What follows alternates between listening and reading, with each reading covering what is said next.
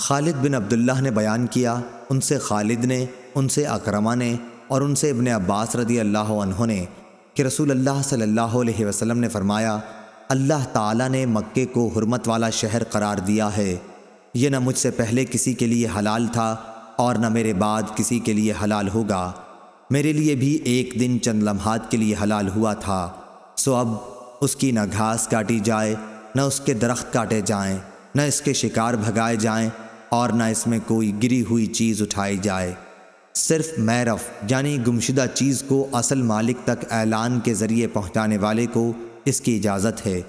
عباس بن عبد المطلب رضی اللہ عنہ نے عرض کیا کہ اذخر کے لیے اجازت دے دیجیے کہ یہ ہمارے سناروں اور ہمارے گھروں کی چھتوں کے کام میں آتی ہے،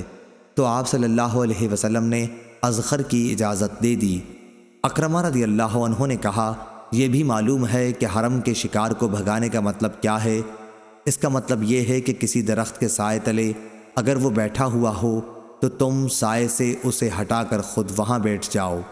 عبد الوہاب نے خالد سے اپنی روایت میں یہ الفاظ بیان کیے کہ اذخر ہمارے سناروں اور ہماری قبروں کے کام میں آتی ہے۔ صحیح بخاری حدیث نمبر 2090۔